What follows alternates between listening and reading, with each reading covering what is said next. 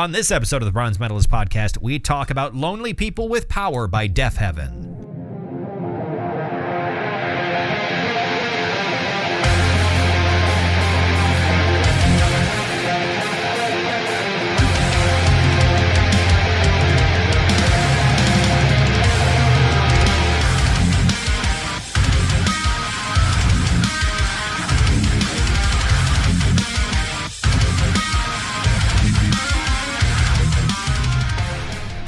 Welcome to another episode of the Bronze Metalist Podcast. I'm Kale. I'm OJ. We're two professional broadcasters. We like metal and we like to talk about it.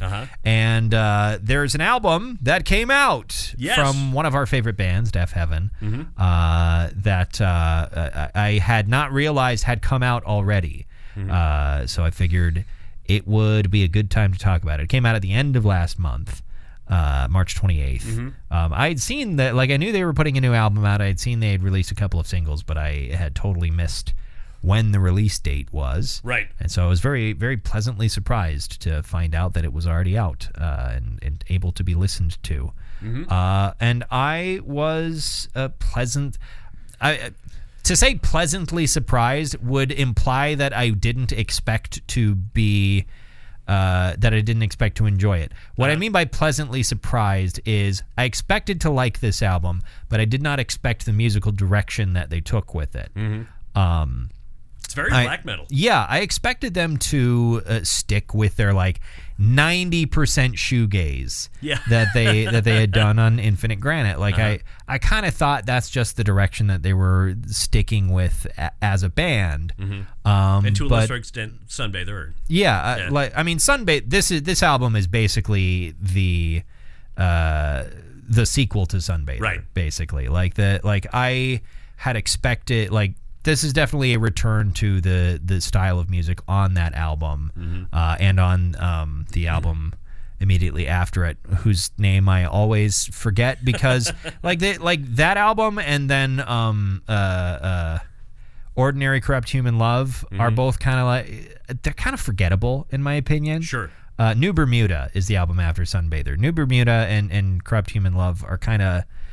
They're good. They're enjoyable, but like there's nothing really like amazing on those albums that really really grabs me the way that Sunbather does, and the way that Infinite Granite did, and the way that this album does. Right.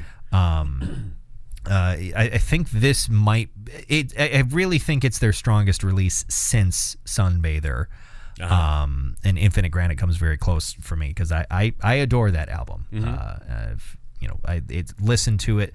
I think I listened to at least one or two songs from that album, at like probably if not once a week, then close to it. I have that on vinyl. It's probably the vinyl I've listened to the most over the last couple of years. Sure. It's great. I really love it. But yeah, we'll talk more about this album a little bit later on. How are you doing? I'm doing fantastic. That's good. I've been continuing my human training. Your human training, yes, where you go to a restaurant and speak with other humans. Yes, and I say, hello, fellow human. It is good seeing you at this public place. Hello, fellow humans. Can you tell me how many of these pictures contain motorcycles? Or crosswalks. Or crosswalks, please. And I'll try the queso. Yes, I would like the queso and a beer, please. Yes. But yeah, you were continuing your human training at Wings and Rings. At Wings and Rings, because now there are how many restaurants that are sort of bar restaurants that I can hang out between work and my house? I guess there's a lot. There's the Wings and Rings. And I feel like between work and where you live is most of the restaurants in town. Technically. Well, I suppose if I took Broadway, but I mean, if I go making the most direct route, then it's Wings and Rings, it's the Applebee's, it's the Olive Garden, and that's about it, really. I mean, Badlands is on the way, depending upon what way you want to take. Sure. If I took that way, I do like Badlands. Yeah. If you went down 31st and then got onto 16th. Right. But there's this creep that's always walking down there when I get off work. Yeah, that was weirdo. I feel like he's going to jump out in front of my car. Seafoam green sweatshirt. Oh, gross. Always walking back and forth. Always petting his cat. Yeah. Always sitting menacingly petting his cat. while looking right at you, Mr. Bond. And it's funny too because I pass you on the way to work a lot, like because you walk to work. Yeah, most of the time. And a lot of times I'll look menacingly at you, and you're like, I'm not even. Don't even notice. It's too early in the morning for me to have any kind of reaction. Yeah. To anything whatsoever. The same happens with our third coworker. I'll pull up like into the parking lot, and I'll look over at her like, "Hi," and I'll be waving and smiling, and she's looking down at her phone. Yeah. Like, oh, never mind. Nope. We're not morning people. God damn it. We're here in the morning, and this is bad. I'm only here because I'm getting paid. If I could start work at noon, I would. Yeah, that's like my night job. I had, was it last night? Yeah, I had a coworker come in off the clock, and he was drinking beers, and he was clearly a little bit tipsy. Yeah. He's like, "Hey, OJ, stick around after you're off at 10:30. We should we hang out. Maybe play some music, shoot some pool, be cool." I'm like, "Sure." And as soon as I clocked out, I'm in my car, burning rubber out of that parking lot. I am fucking leaving. I'm not staying here. Right. But I've never been a morning person. Yeah. Which is hilarious because my on-air shift starts at 9 a.m. Right. Mine starts at 10. Yeah, but like, I mean, it's a little bit different. Like, I can't quite summon up the energy to like interact with people, but put me in a booth with a microphone, and I get the job done. I can turn it on. Yeah. I've never ever been a morning person. Right. My entire life. Lately, I've been getting there at 8:30, and then I absolutely do not do any work until 9:30 because I gotta go down to the break room. Oh, that's right. I have a box of Hot Pockets in the freezer. Hot Pockets. So I'll sit there and eat a Hot Pocket. Yeah. Look at my phone for an hour. I really need to like start eating breakfast or something. I feel like I've been getting hungrier lately. Like for the longest time, I could just have coffee in the morning and I would be all right appetite-wise until noon. But lately, it hits about 10 a.m. and I'm like, fuck, I'm so hungry. There's a box of Hot Pockets in the freezer, just so you know. A box of Hot Pockets, yeah, they're the extra cheesy ham and cheese. Oh, boy. Yeah. That won't upset my tummy at all. No, not at all. Which is fine because you're in a locked-up room with poor ventilation. Yeah, exactly. But yeah, I really should make like a habit of actually eating breakfast. I occasionally will have a banana. I will have one or two bananas out of however many I buy, and then I will forget in subsequent mornings to continue eating the rest of the bananas I have until they have turned to disgusting brown mulch. Like the last 3 bananas of any cluster. What do you call a group of bananas? Bunch. A bunch? Yeah. Is that a bunch of bananas? That is what it is. The last 3 bananas of any bunch, I think, almost never get eaten. And I don't know why. I like bananas. Yeah, I've had to do that. I've had to actually use mental, strength on myself and say, eat the banana. If you don't eat that banana, you're gonna throw that banana away. It's going to. If you look away from that banana, it will be brown. If you look away from it for even a second. Right. I feel like it's a well-known cultural thing, though, about bananas, where it feels like they're just ripe enough for about 2 seconds. Right. It's like, oh, they're green and they're just gonna have a weird texture. They're gonna be chalky. It's not gonna be good. Yeah. It's gonna taste they're ripe and they're gone. Yeah, and we're done. It's like fall in North Dakota. Right. Fall and spring. Yeah. No matter. Yeah, I mean, it's like fall and spring in North Dakota. We're in spring right now. Technically, yeah. For the and it does feel like it. Today and yesterday we've been in spring. We'll see if we dip back into winter for a couple of days. And then it'll be winter. It'll be 40 below, and then it'll be 140 degrees above zero. Yeah, for months. It's usually not that hot, but most of the summer proper, I think it's usually just in the 80s. Generally speaking, we do tend to have a couple of weeks in July and August it'll be in the 90s consistently, but it does it's properly warm. It's hot, but it's not like, it's not the South, or it's not the desert. But it's definitely not the case. Like, people don't understand how continental climates work. Right. Of like, yes, it is cold in the winter, but it is also hot in the summer. There's a wide range of temperatures here. We don't have a large body of water to help regulate the temperature Lake Sakakawea nearby. Yeah, I don't think that one quite. I mean, there is a measurable effect. Yeah. But it's not significant. It's not as significant as being next to the Atlantic current. Right.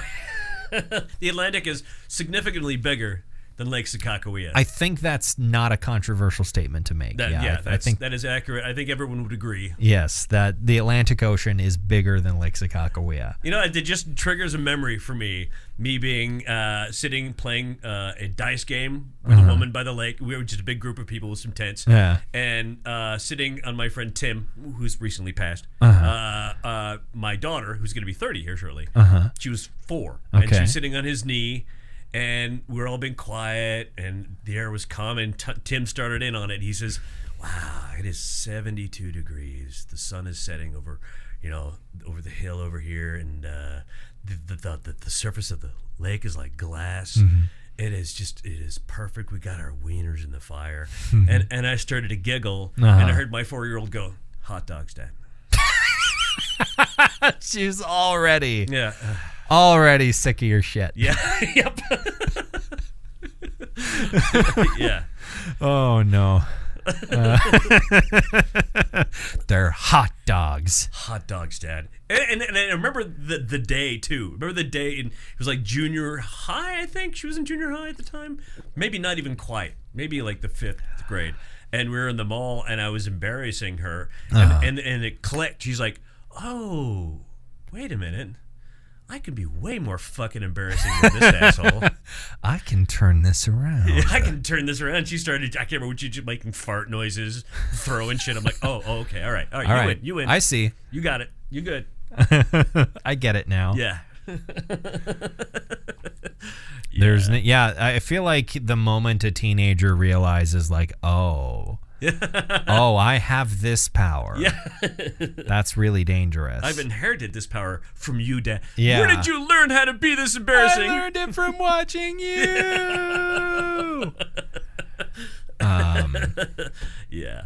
Speaking of the mall, yeah, I went to a store that is attached to the mall. Shields. And acquired a firearm. Where is it? It's in my bedroom at the moment. Right. I bought under your pillow. Yes, under my pillow. You know what they say? I mean, the quote I've heard refers to a machete rather than a gun. But so I'll say the quote of the machete: "The man who sleeps with a machete under his pillow is a fool every night but one." Yes. No, I bought a Smith & Wesson M&P 9 2.0. Ooh. Is it a semi-auto or is it semi-automatic 9mm? And a regular ass goddamn gun. It's a regular fucking gun rather than, from an American manufacturer. Rather than that goddamn fettuccine thing you bought that broke instantly. God damn it. I still haven't gotten it fixed. I feel like it's just shame at this point. It's a lack of action motivated by shame. Yeah. Or demotivated by shame. I hear you. But at some point, I swear to God, I'll get it fixed. Because it's so cool. It is but a cool gun. It's just been a useless brick for almost a year. But I think if anything goes wrong with this Smith & Wesson, it'll be pretty fucking easy to get it fixed. Sure. Because it's a regular goddamn gun. It's just a regular fucking gun. I mean, it does have some cool features. Sure. The slide comes. The slide is pre-cut for an optic, so you can easily just drop like a red dot sight onto it. Sure. Which at some point I'll probably do. They're not horrifically expensive. They used to be pretty goddamn expensive, but now the sight you mean? Yeah, red dot sights used to be pretty expensive, but now pretty solid ones are not too bad. And they're a lot tougher than they used to be. You used to, if you wanted to put a red dot sight on a semi-automatic pistol, you had to have this like apparatus attached to the frame to go up over the top of the slide, but not attached to it, because the site could not physically handle the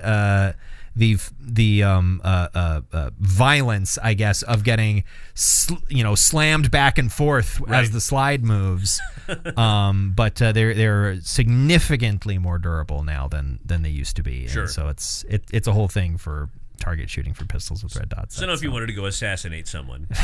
No, that was a joke. For legal reasons, that was a joke. Exactly. Yeah, that was totally kidding. Kale's never done that. Yes, I've never done that before. Right, never. Just quit it. I don't need the fucking NSA knocking on my door. Right. But no. It's got some cool features like that. It seems to have a pretty nice trigger. It has the sort of I guess I don't think when people say 2-stage trigger, that's technically what they mean. But it has a little thing. I don't even know how to mechanically describe it. But it's a type of trigger that I'm very used to, because this a similar thing to what I've had on my deer rifle since I was a teenager. Savage calls it the Accu trigger, but that's a branded name for proprietary technology of theirs. There's all kinds of these triggers and all kinds of different things, but it's just a regular fucking 9mm. If I really wanted the most reliable gun in the universe, I could have gotten a Glock, but Glocks are fucking boring. They're they're indestructible. Right. Like, Glocks are indestructible, but it's just a rectangle. It's just a rectangle. I find them so boring and unappealing to look at. They're fine. They probably make plenty of grip size. The other consideration is grip size, because I have tiny baby hands. Right. So I needed something that I would be able to wrap my tiny baby hands around and still be able to reach the trigger with my trigger finger. I made this joke earlier today, but I'm like the Kristen Wiig. Yeah, the Kristen Wiig character in the Lawrence Welk skits, which that had to have been Bill Hader's idea, right? Like, it just sounds like something he would say. I don't know who came up with the Lawrence Welk skits. The fact that they decided to do them at all. Yeah. Like, no one. Who are these for? Who's watching SNL that's like, oh my God, Lawrence Welk? Everyone's favorite North Dakotan weirdo. Yeah. I've seen lots of episodes. I've probably seen all of them. But yeah, like, it's I guess they were for you. I mean, if you grew up like watching, episodes either on syndication or something like that, but except to imagine Lauren saying the classic line, "Yeah, it's great, but why now?" Why now? Like, it just feels like any time in SNL when someone like if a skit had a weird reference to an old TV show, it was almost always Bill Hader's idea. But yeah, the skit where Kristen Wiig has the tiny baby. Is that bad? And I'm Judy. Yeah, Judy. That's me with my tiny hands. But yeah, it fits pretty nicely. I got a box of ammo. I need to figure out what range I want to go to. Kind of the only real option is Minot Rifle and Pistol Club. Sure. They have what? Did they close the one? Did they close? Yeah, Spartan closed like 8 months ago, something like that. Yeah, they closed their doors. Couldn't make it work. I guess I've mentioned this multiple times to my dad. It's like, I don't understand how the hell people can't make just a dedicated gun store work in Minot, North Dakota. Right. Like, people are absolutely gonzo about guns here. They're gunzo. Right. Like, how can you not make a gun store work in Minot, North Dakota? I don't know. I don't quite get it. I don't know if it was like financial reasons of like, oh, we can't make the store work. I remember reading that that the owners of the store just wanted to basically retire and do something else. Yeah. So maybe that was just it, and they, none of their employees were in a position to buy. I don't know. I used to eat steaks in there. In the same location? Yeah, it was a restaurant called the Speedway. Wow. Yeah, they had you go in there and you get these 8-pound ribeyes. Wow. You go in there, it's like, this is an intimidating piece of meat. Just a huge steak. Yeah, great. The gun range that they had there was pretty nice. Mm-hmm. They had all kind some cool like digital. You could like make like your own drills and stuff like that, right. And automatic like target recall and whatnot. Mm-hmm. Different lights. It was a pretty neat range, but yeah, that's closed now. I know Minot Rifle and Pistol Club has like membership.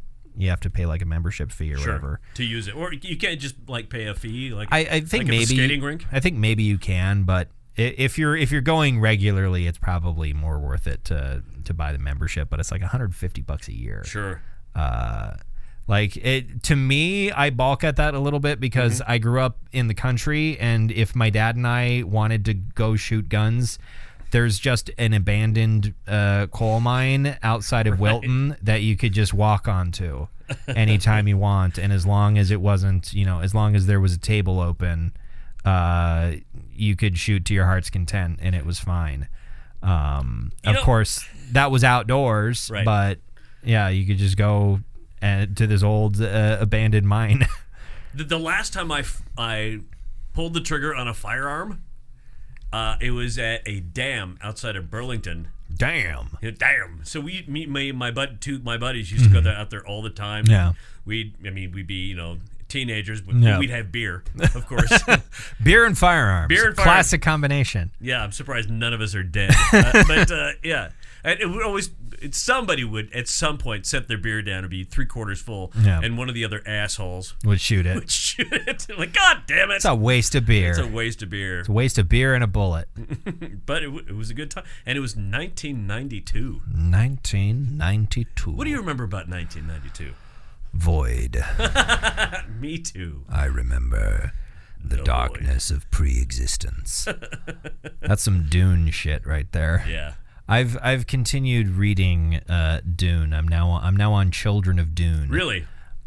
Which is interesting because the I guess spoilers for Dune. If you're just a movie person and have not read the books, some spoilers for the direction that Dune goes are coming. The protagonists of Children of Dune are 2 9-year-olds, but they are brother and sister, right? Yeah, they're twins. They're Paul's twin children, and they both are like their aunt Aaliyah, who they both became like fully aware while still in the womb. Right. So they are 9-year-olds with the like millions of years of genetic memory, and they talk to each other like adults. But I read that, and I have to remind myself constantly, like, these are children. These are 2 9-year-olds. Like picturing my mental image and wondering, like, yeah, I don't think they're adapting this one. I don't know how you could, in that style, make a movie that didn't feel just weird, where the protagonists are 2 9-year-olds. I guess you could age them up. You could have them be like teenagers. Sure, young teenagers. And I don't think it would make that much of a difference as far as like the actual structure of the plot. I can't remember if you told me whether or not you've seen the 1984 Dune film. I have not. Dude. I should. You really should. For 2 reasons. First of all, it's Dune. Yeah. Second of all, it's David Lynch. Lynch, yeah. Rest in peace. Yeah. But I really ought to at some point. I did see something funny because there's a couple of Dune themed Lego sets, official sets, and someone brought up, I think on the Lego subreddit, like, Baron Harkonnen has to be the most vile and reprehensible character to have an official minifigure. Yeah, like. I can't think of a character that is as deeply vile and horrific as Baron Harkonnen that has a minifigure. Like, you have Emperor Palpatine, but Emperor Palpatine wasn't a pedophile. No. Emperor Palpatine didn't like young boys. He was just a mean old man. Yeah, he then had murdered afterward. Like Baron Harkonnen's a fucking monster. Yeah. Palpatine's a cartoon villain, ultimately. Like, yeah. Also, his minifigure is hilarious. Yeah. Because it's his long, like, robe that drapes down, like, 20 feet to the ground because he floats. It's very funny. Yeah, you should see him in the 84 movie. I've seen clips of him in the 84 movie. He's actually grosser than the one from the Villeneuve film. Yeah, well, because, I mean... It's hard not to. Like, there's just so much. Even when he's a horrible, horrible monster, there's just something about Stellan Skarsgård. Yeah. That there's a respectability. Yeah. To some extent. Exactly. I have seen clips of the Baron from the David Lynch movie, and he's just gross. Yeah. Very gross. And Sting is in that movie. And yes, I will kill him. I know that line. Yeah. But yeah, why Sting? Why it worked? Has he acted in much other? He has. Films? He's done some. Who is the dude who was married to Madonna? Some of those movies. I don't know. He was in Lock, Stock, and Two Smoking Barrels. Guy Ritchie. Guy Ritchie, yeah. Okay, yeah. I forgot Guy Ritchie was married to Madonna. Yeah. Yeah. I don't know what we were talking about. You want to talk about Deafheaven? Sure.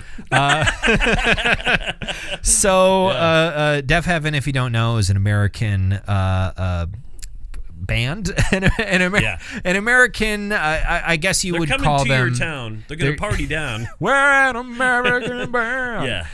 Yeah. They're an American metal band, I guess you could say. Yeah. That has been around since 2009. Something like that. A little bit earlier, maybe. I thought it would have been earlier than that. Maybe a little bit earlier. I don't know. But they are widely associated with a genre that generally people call black gaze, sometimes called post-black metal. Sometimes there's a distinction between the two things. Basically, it's a fusion between black metal and shoegaze. Right. With some post-rock influences in there, although shoegaze and post-rock are kind of there's a big crossover. There's a big, extremely fuzzy line between those two genres. That Venn diagram is just a blurry circle. It's getting pretty close to a circle. I've been listening to a lot of shoegaze lately. Yeah. Well, like what? What bands? Well, I revisited My Bloody Valentine. Okay. And some early to mid '90s Smashing Pumpkins. Okay. Really would qualify as that, I suppose. Yeah. I think it's not wild to call most Smashing Pumpkins stuff shoegaze. Yeah. But yeah, the union of those two things, and it had been around. Like there are some people who would be quick to say that, like, oh, Deafheaven was like the first black gaze band, and Deafheaven is like, no, we're not. People were doing this for like a decade before we showed up. Like I'll say is probably the most significant. Alceste, it's French. I think it's hard when an American says Alceste. Yeah. It just sounds like you're saying, well, I'll say. Well, I'll say. So saying Alceste is a little bit more clear as to what you're talking about. Unfortunately, it sounds like, relatives that are having sex. Exactly. Yeah. But like they had been around, like Wolves in the Throne Room were kind of doing a sort of similar thing. Would you call them black gaze then? I think Wolves in the Throne Room is probably more of like that's a little bit where the post black metal line sort of lays. They're kind of that sort of American, like, atmospheric black metal style. Right. But what Deafheaven really did is sort of massively magnify the amount of attention on this genre because they put out a little album in 2013 called Sunbather. Yes, indeed. That just fucking exploded. They got a ton of attention from so many different publications that normally did not give two shits about metal. Like these days, it's not wild to see Pitchfork talk about a metal album, but back then it was a pretty rare thing, and like this Sunbather showed up on Pitchfork, and so that like it got a ton of attention from a bunch of places that normally never talk about metal.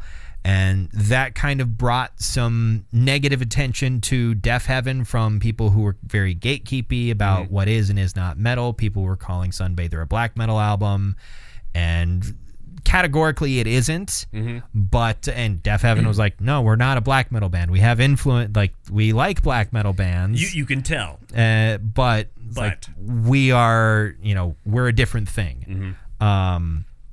But yeah, so they are probably the in the same way that like you can look at a band like Explosions in the Sky as being inextricably linked to like post-rock. A huge surge of interest in post-rock. Yeah. Where you have other more niche bands that are probably more pioneering, like Godspeed You Black Emperor, which they're by no means an unknown quantity in post-rock, but they're definitely more of an acquired taste than Explosions in the Sky is. And love them both. I adore both of those bands. But like I feel like people kind of Deafheaven sort of became the Explosions in the Sky of black gaze. And they've kept making music since then. They've sort of slowly incorporated more and more shoegaze up until their album that came out in 2021, Infinite Granite, which was about 90% shoegaze. Right. George Clark, the lead vocalist, did almost exclusively clean vocals on the album, with a few notable exceptions. And it was an album that was a bit divisive when it came out. Right. I think a lot of critics really liked it. A lot of fans were a bit split on it, as far as like, feeling like they had totally abandoned their black metal influences. And I remember when it came out, I was one of the fans that was like, but I like their black metal stuff. I don't know if I'm interested in that. And then a couple years later, we needed something to listen to, and I was like, let's listen to that new Deafheaven album. And I went, oh fuck, I love this actually. Right. I am obsessed with this, and I'm gonna listen to this on repeat for a couple of months. But if you ever get a hankering for the old black metal influence, this album, is it. Lonely People with Power. I said earlier in the episode that this feels like the sequel to Sunbather that kind of never came out. Right.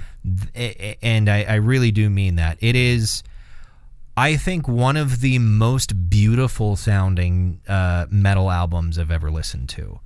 It's gorgeous and just lush, and there's so much going on. There's so many layers. It feels so well produced, and for once the mixing is just right. Like that's a big criticism with the original version of Sunbather. It's better on the remaster that came out for the anniversary. The original version of Sunbather, there's a couple instruments that really get lost. One of those being George Clark's vocals. Like the vocals are a bit inscrutable on Sunbather, but they're pretty clear here. His style is not necessarily super enunciatory. That's not a term. Yeah, we get what you mean. Yeah, right. But like the everything just feels like it fits together perfect on this album. All of the different sides of the band. Like the shoegaze isn't gone here. No, they're bits. There are bits. There. I honestly, one of the things that I would have liked to see is I missed George Clark's clean vocals.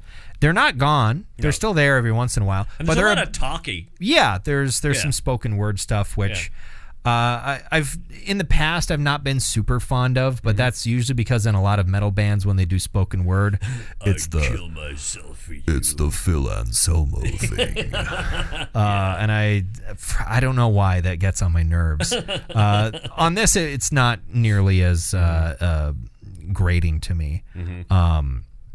But yeah, there's some clean singing from different. There's spoken word in the second interlude. There's a vocalist called Jay Matthews. Yep. She does some singing there. But incidental is what those tracks are called. Incidental 1, 2, and 3. Yes. Sprinkled throughout the album. But yeah, it's just. Ooh, just I don't know. I love this. I really love this. I really like it a lot. Nice. Yeah. It's like a return to form. Yeah. But even better than before. It's the second album of that kind we've talked about this year, of a return to form, that form being a heavier style, and it's even better than the form it's returning to. Whitechapel. Yeah, I'm referencing the Whitechapel album from earlier this year, which was a return to a heavier sound and making it better than it was before, better than you remember it, even. I feel like this album is so dense. Like, I need to listen to it like 5 more times in order to get everything out of it. I hear you. I feel like I don't like it as much as I will. You know what I'm saying? Mm-hmm. I'm saying you feel like you'll appreciate it more. Right. I feel like I've listened to it and I'm going, yeah, I like it. I'm not landing on everything yet. Yeah. And I have to go back and give it a few more spins. And sort of dissect all the pieces. Because, I think, like, on the first listen, it's this big wall of pretty sound. Right. And there's a lot of beautiful, like, instrumental melody in here. And it's one of those things that you definitely need a couple more passes over. I think it's like a Devin Townsend album, right? Yeah. There's so many layers. Right. There's so much sound. There's so much going on, where you kind of need to sit with it. Like me at age 12, discovering a British band called what were they? Iron something. Iron something, yeah. Yeah, and I listened to it. I didn't care for it, and then I listened to it like 8 more times, and then since then I've listened to it 300,000 more times. There's a lot here.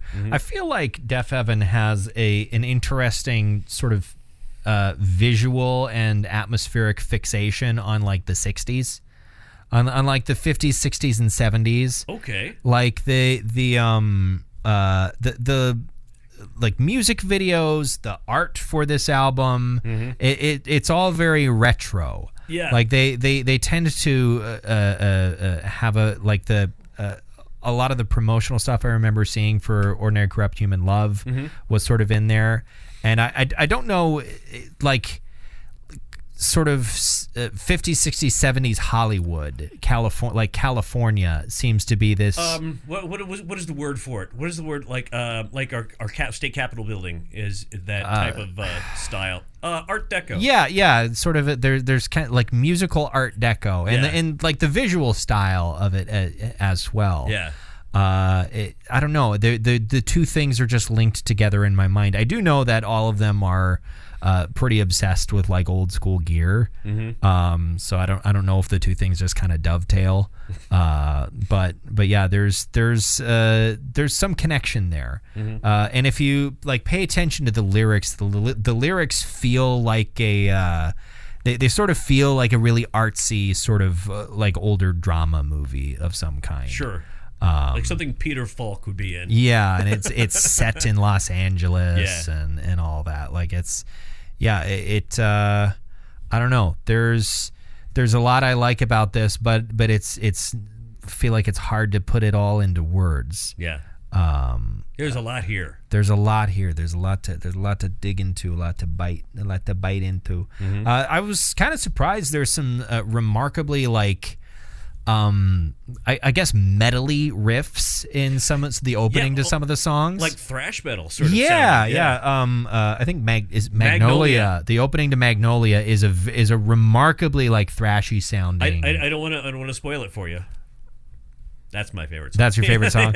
I kind of figured it would be. Yeah. It's not the only one that has an opening like that. I think Revelator also has a kind of a heavier opening like that as well.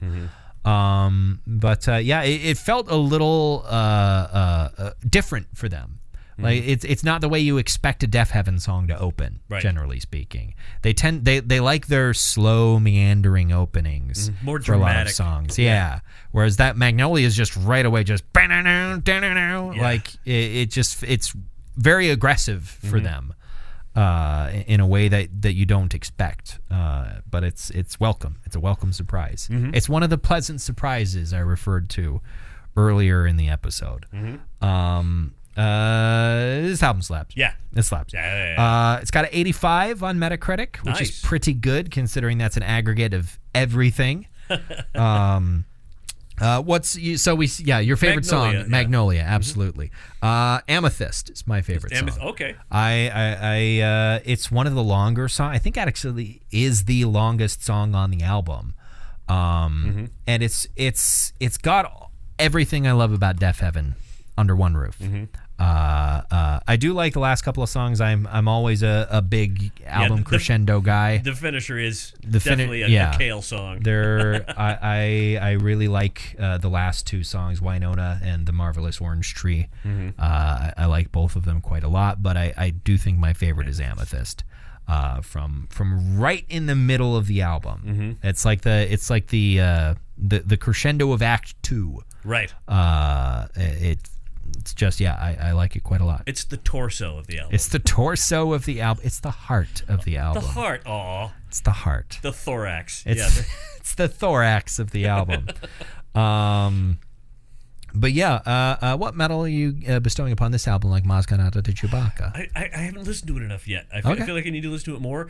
Right now I'm going to give it a silver. Okay. Silver, that's how I feel. Sure. But I'm going to have to give it I will listen to it more again, so that'll change. Yeah. For me, I'm comfortable already giving it a gold. Yeah.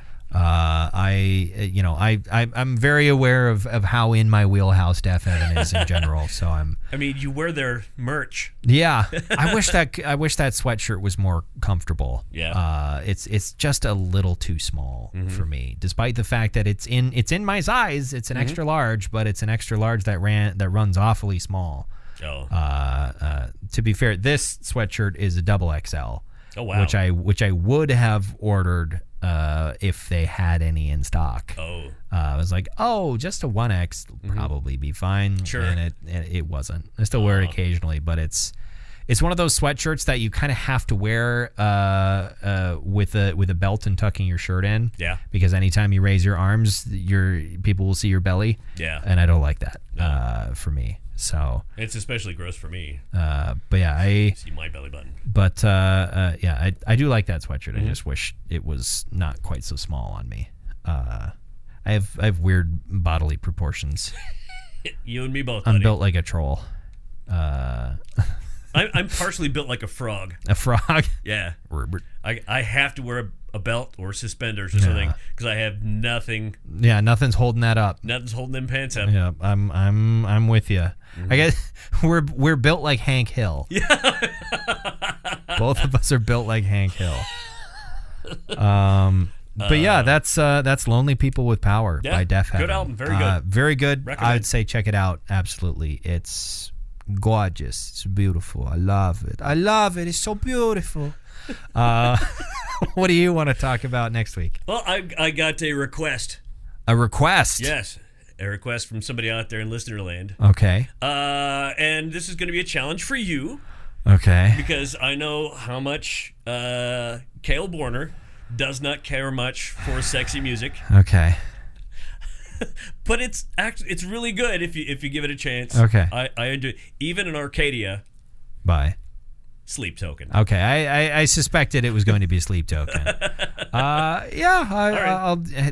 a band that just keeps getting bigger. Yeah, and it's one of those things where I feel like we have to address the elephant in the room. Yeah, I feel like I just have to sort of bite the bullet and take the risk that I might like it more than I think I'm going to. And I think you probably will. For what it is. Yeah. I actually truly love hearing it. Yeah. And I've had some other issues with the band other than just like, I don't like, lyrics that are kind of sexy, where it's like I didn't much like the main vocalist's style back however many years ago it was we listened, where I've just felt like he did the same thing all the time.